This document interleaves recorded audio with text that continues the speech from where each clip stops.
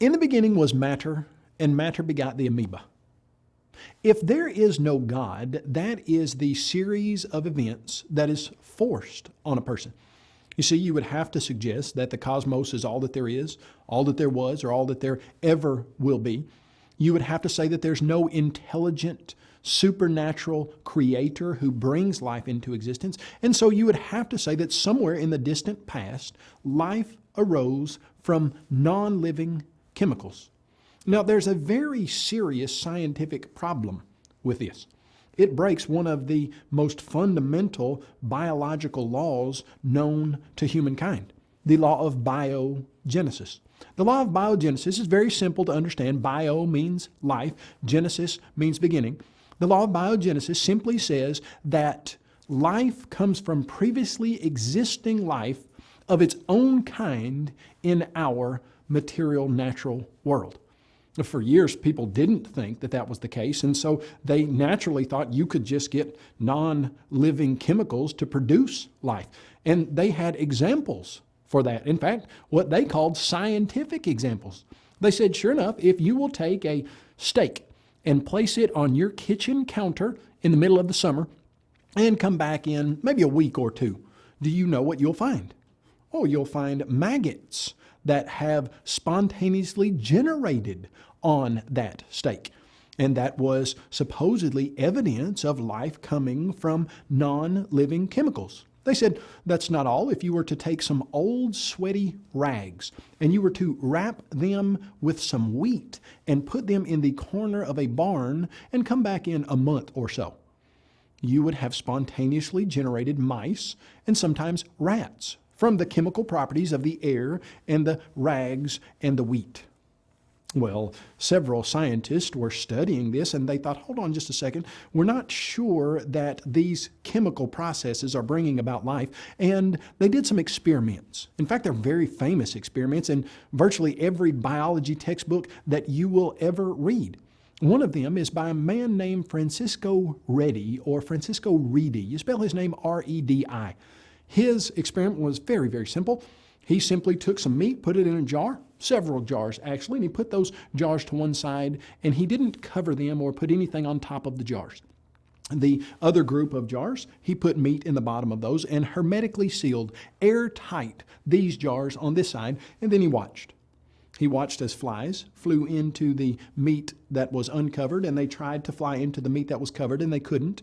And maggots formed on the uncovered meat. Maggots did not form on the covered meat. And so he said, I think flies are producing maggots. Now, the naysayers of his experiment said, hold on just a second. Your problem is you didn't let air get into the meat in the sealed jars. And that's what it takes for spontaneous generation to occur, air to get into the meat. And so he said, well, let's try it again. Put some jars over here with meat in the bottom and no seal. Put some jars in the middle with meat in the bottom and gauze-like netting substance on the top. And then put the sealed jars with meat over here. Flies landed on the sealed jars, couldn't get in. Flies landed on the netting that was on top of the middle jars, and maggots formed on the netting, but not in the meat. And then over here, the maggots formed on the meat in the unsealed jars. So in 1660, Redi said, I think that flies are producing maggots. I don't think that they are spontaneously generating.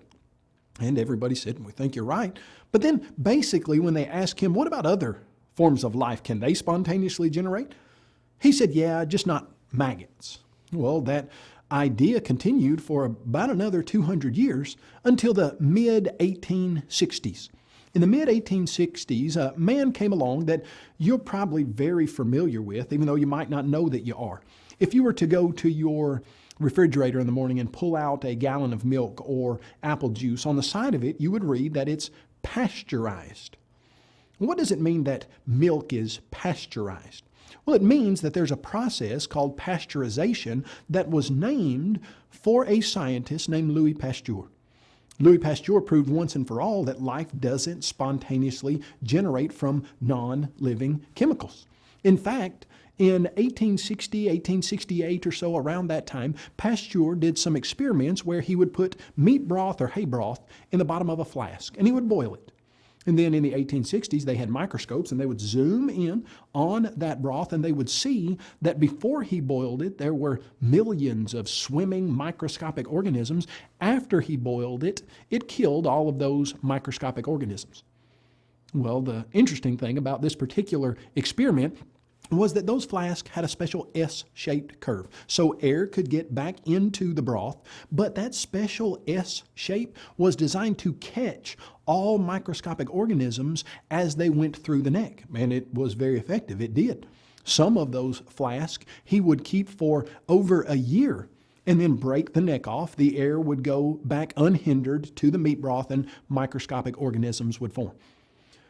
Reedy, Pasteur, other scientists who did experiments like this proved once and for all that life does not come from non-living chemicals. In fact, evolutionist Martin Moe correctly commented that a century of sensational discoveries in the biological sciences has taught us that life arises only from life. Even the eminent evolutionist George Gaylord Simpson observed that there is no serious doubt that biogenesis is the rule, that life comes only from other life, that a cell, the unit of life, is always and exclusively the product or offspring of another cell. Now that puts people who don't believe in God in a very serious quandary. If this material universe is all that there is and all that there was and all that there ever will be, and life somehow in the beginning came from non-living chemicals, and yet every single scientific experiment ever done in the biological sciences proves that can't be the case, then what's the alternative? Well, the alternative is that there was a supernatural intelligent being at the beginning who brought life into existence. Now, what you'll hear from the atheistic evolutionary teaching is that we just haven't found how life came from non-living chemicals. We think it did. We suggest it had to. Like George Wald said back in 1950, he said, to make an organism demands the right substances in the right proportions and in the right arrangement. We do not think that anything more is needed, but that is problem enough. One has only to contemplate the magnitude of this task to concede that the spontaneous generation of a living organism is impossible. And yet, here we are. You see, he says, hey, this isn't possible, yet we're here, so it must have happened in the past. So we've got to find out how it did happen. And yet here's the problem. It's not that science hasn't found the answer yet. It's that science has found the answer, and the answer is that spontaneous generation is impossible in nature. It's not as if one day we're going to find the answer, as if we do a million more experiments, it's still out there. We're just in a system or situation of doubt right now. No, listen. Every single scientific experiment in biology ever done proves that life cannot spontaneously generate from non-living chemicals. About 50 years after Wald made his statement, Kenneth Miller and Joseph Levine, in their book Biology, wrote that Louis Pasteur convinced other scientists that the hypothesis of spontaneous generation was not correct. In other words, Pasteur showed that all living things come from other living things. This change in thinking represented a major shift in the way scientists viewed living things. Major shift indeed. If that statement is true, and scientifically it's one of the most valid scientific statements ever made, atheism cannot be true. And in the beginning, God is the real scientific answer.